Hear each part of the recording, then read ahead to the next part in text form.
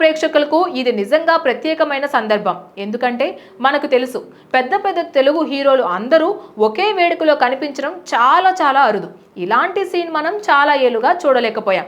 గతంలో ఐక్య ఆంధ్రప్రదేశ్ కాలంలో నంది అవార్డుల ఫంక్షన్ జరుగుతూ ఉండేది. అప్పుడు చిరంజీవి, బాలకృష్ణ, నాగార్జున, వెంకటేష్, మహేష్ బాబు, పవన్ కళ్యాణ్, ప్రభాస్ లాంటి స్టార్స్ అందరూ కూడా ఒకే వేదికపై ఉండేవారు. ఆ వేడుకలు చూసిన ప్రేక్షకులకు అది ఒక పండుగలా అనిపించేది. ఈ వీడియోని మళ్ళీ మళ్ళీ యూట్యూబ్లో కూడా చూసేవాళ్ళు.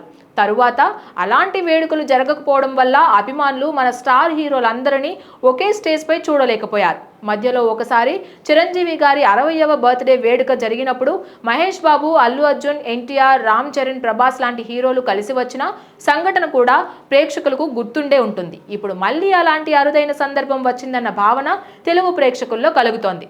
తెలంగాణ రాష్ట్ర ముఖ్యమంత్రి శ్రీ రేవంత్ రెడ్డి రాష్ట్ర స్థాయిలో సినిమా రంగానికి గౌరవం ఇచ్చి గద్దర్ తెలంగాణ ఫిల్మ్ అవార్డ్స్ 2024 నిన్న మొన్న అనౌన్స్ చేసిన సంగతి తెలిసిందే. దీంతో మళ్ళీ సినీ అవార్డులను తిరిగి ప్రారంభించడం జరిగింది. ఇది 14 ఏళ్ల తర్వాత సినీ ఇండస్ట్రీలో జరిగిన ఒక పెద్ద పరిణామం.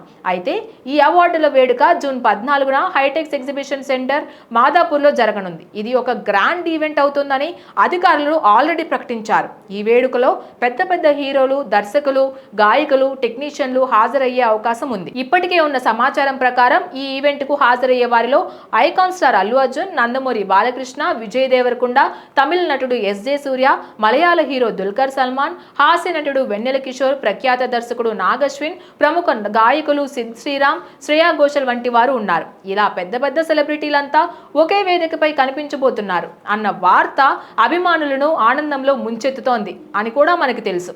సైమా, ఫిల్మ్ఫేర్ లాంటి ప్రైవేట్ అవార్డుల ఫంక్షన్లు జరుగుతూ ఉంటాయి.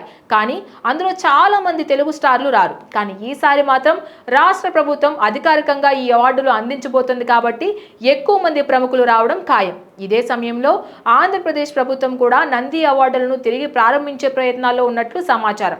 కానీ ఇంకా అధికారిక ప్రకటన రాలేదు. త్వరలోనే ఏపీ ప్రభుత్వం కూడా నంది అవార్డుల గురించి క్లారిటీ ఇవ్వచ్చు. Please subscribe to the channel and download the Politicos app from the links in the description.